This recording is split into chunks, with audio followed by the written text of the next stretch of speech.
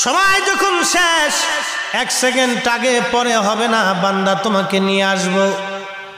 বান্দার ডাক এসে গেল, ফেরেশতা আজরাইল তার রূহ কবজ করে নিয়ে চলে গেল।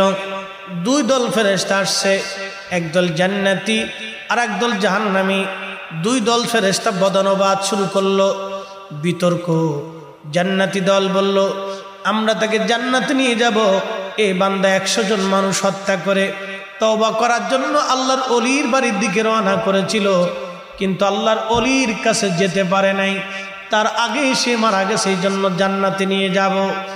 জাহান্নামী ফেরেশতারা বলে, না না, আমরা তাকে জাহান্নামে নিয়ে যাব, কারণ লোকটি তওবা করতে পারে নাই, যাওয়ার আগেই মারা গেছে, এই জন্য আমরা তাকে জাহান্নামে নিয়ে যাব।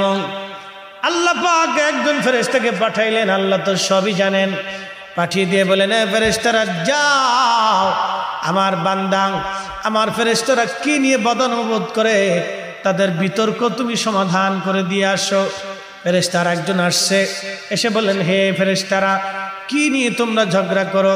বলে, এই লোকটা তওবা করার জন্য ওই কারিয়ার দিকে রওনা করছিল, ওইখানে আল্লাহর কিছু বুজুর্গ ওলি বান্দা আছে, ওই ওলির মজলিসে যাইয়া তার তওবা করার কথা, কিন্তু না না, তার আগে তার মরণ হয়ে গেছে, এই জন্য জান্নাতে নিতে চাই, কিন্তু জাহান্নামের ফেরেশতারা নিতে দেবে না।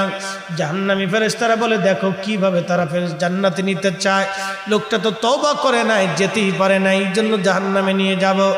ফেরেশতা বললেন, তাহলে তোমরা এক কাজ করো, এখান থেকে যেখান থেকে রওনা করেছিল ওই বুজুর্গের বাড়ির সীমানা পর্যন্ত তোমরা মাপ দিয়ে দেখো, এই লোকটা কি অর্ধেকের বেশি গেছে না অর্ধেকের কম গেছে।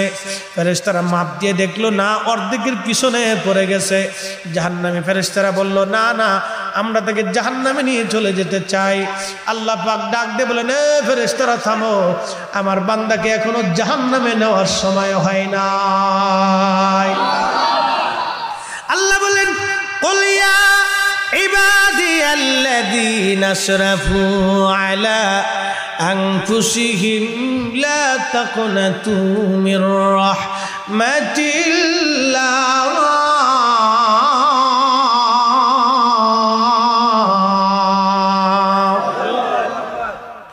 আল্লাহ বলেন, হুজুর আপনি বলেন, হে আমার বান্দারা, তোমরা আমি আল্লাহর রহমত থেকে নিরাশ হইও না। যদিও তোমরা নফসের সাথে জুলুম করো, কবিরা গুনাহ করো, অনেক অনেক পরিমাণে গুনাহ করছো, চিন্তার কোনো কারণ নাই। আমি খোদার রহমত থেকে নিরাশ হইও না, আমি আল্লাহ ক্ষমা করে দিতে চাইছি, ক্ষমা করে দেব। না না, আসতে হয়েছে, জোরে বলেন। পৃথিবীর সবচেয়ে বড় পাহাড়ের নাম মাউন্ট এভারেস্ট, উচ্চতা 29,000 ফিট। এই পাহাড়টাকে উপরে যদি কোরআন শরীফ আল্লাহ নাজিল করতেন, গ্রন্থাকারে এই কোরআন লিপিবদ্ধ, গ্রন্থাকারের মধ্যে কোরআন আমরা পেয়েছি। দেখেন, এটার ওজন 250 গ্রাম, 400-500 গ্রাম হতে পারে, কিন্তু আল্লাহ বলেন, না হাবিব, এই কোরআন যদি আমি পাহাড়ের উপরে নাজিল করতাম, আহা, আপনি দেখতেন, লারাআইতাহু খাশিআম মুতাসাদ্দিআন মিন খাশিয়াতিল্লাহ, আমি মালিকের ভয়ে পাহাড়টা গলে গলে গলে গলে মাটির সাথে মিশে যাইতো। একবার জোরে জোরে বলা যাবে কি মারহাবা। অ্যাটেনশন প্লিজ, এই আয়াত থেকে আপনি নবী চিনে যান, ওরা আপনাদেরকে মর্ম ব্যাখ্যা বলে না, কারণ ওরা বাতিল। আল্লাহর কসম করে বলি, আসমানের মালিকের কসম করি, জমিনের মালিকের কসম করি, যেই মালিক আপনারও আমার শ্বাস ও প্রশ্বাস ও নিঃশ্বাস নিচ্ছেন দিচ্ছেন, ও মালিকের কসম করে বলি, 24-22 হাজার বার জিব্রাইলের আগমনের মাধ্যমে 23 বছরের জীবনে আল্লাহ নবীর কাল মুবারকে কোরআন শরীফ এসেছে 114টি সূরা। ভাই, যেভাবে সেইভাবে রাখ, তোরা ফটাফটি খারাকারি করিস না, তো শব্দ হয় কেতা কমাই দে। হ্যাঁ, আচ্ছা, যেভাবে সেভাবে পারফেক্ট আছে। মানে আমরা বক্সে, আমার কণ্ঠ নষ্ট হয়, বক্সে কণ্ঠ খেয়ে ফেলে দেয়। প্রত্যেক দিন মাহফিল, কালকে মাহফিল থেকে শুরু, সে August, September, October, November, December, January, February, March, একবার রমজানের আগ দিন পর্যন্ত, রমজানের পরেও সিরিয়াল। কণ্ঠ তো আল্লাহ একটা দিছে। এটা যদি তোমাদের মাইকের কারণে আমার নষ্ট হয় তো আগামীকালের পাবলিক বসে রয়েছে, কালকে 2টা, পরের দিনও 2টা, এর পরের দিনও 2টা, জ্বালা আছে। এটাকে বাছাই করতে হবে, কারণ একজন মানুষ অনেক আশা করে মাহফিল করে, জানো এই মাহফিলটা সাজাতে বেটাদের হাড় ক্ষয় হয়ে গেছে। অনেক পরিশ্রম, মানুষের কাছে যায়, কেউ টাকা দেয়, কেউ দেয় না, কেউ বলে ধুর ব্যবসা শুরু করছে। কথা কর না কেন? কে বলে এত মাহফিল দিয়ে কি হবে, মাহফিল দিয়ে কি হয়, মাহফিলে লাভ কি, কত কথা, কথার শেষ। এই জন্য অনেক কষ্ট হয়। আমি ওয়াজি করতে না পারলাম তাহলে এদের সমস্ত আয়োজনটা বৃথা চলে যাবে।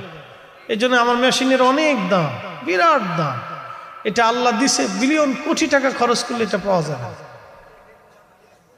কোটি কোটি টাকা খরচ করলে এটা পাওয়া যাবে। এটা আল্লাহর পক্ষ থেকে আসে। আল্লাহ কোরআনে বলতেছেন, হাবিব আমি এই কোরআনকে নাজিল করতাম যদি পাহাড়ে, তো ওটা ভয়ে একবারে গলে মাটির সাথে মিশে যায়। এ কোরআন নাজিল করছেন আল্লাহ তার হাবিবের কালব মোবারকের ভিতরে। একসাথে আওয়াজ তুলে বলা যাবে সুবহানাল্লাহ। ও মুসলমান, জবাব দিবেন বুঝে থাকলে। যেই কোরআন পাহাড়ে রাখলে কোরআন খুদার ভয়ে গলে মাটির সাথে মিশে যাইতো, মাউন্ট এভারেস্টের মতো এত বড় পাহাড় যদি গলে যায়, তাহলে আল্লাহর নবীর কালব মুবারকের ওজন কত? পৃথিবীর এমন কোন পাহাড় নাই যে পাহাড় নবীর কালবের চাইতে ওজন হবে। কথা বলেন ঠিক না বেঠিক? সেই নবীকে বলে আমাদের মতো। পার্থক্য ওহি আসতো আর ওহি আসে না। কত বড় মৌলবী সাহ, মৌলবী সাহ। হ্যাঁ, সর্বনাশ। আপনার মাঝে মধ্যে খুব একবারে ইমোশনাল হয়ে যায়। ওরে বাপরে বাপ, কত বড় হুজুরি বলছে জানেন? হুজুর মদিনার থেকে পড়ে আসছে, আজহার থেকে পড়ে আসছে, দেবন থেকে পড়ে আসছে, অমুক জামা তমুক জামা, আগা ছাতা, আতা মাথা খাতা লেতা। আল্লাহ রসুলের ইজ্জতের বিরুদ্ধে যে কথা বলবে, মক্কা মদিনার ইমাম সাহেবকেও চিনার টাইম নাই। কথা বলেন ঠিক না? কথা ক্লিয়ার না ভেজাল আছে? একবারে ক্লিয়ার, এখানে কোনো ভেজাল নাই।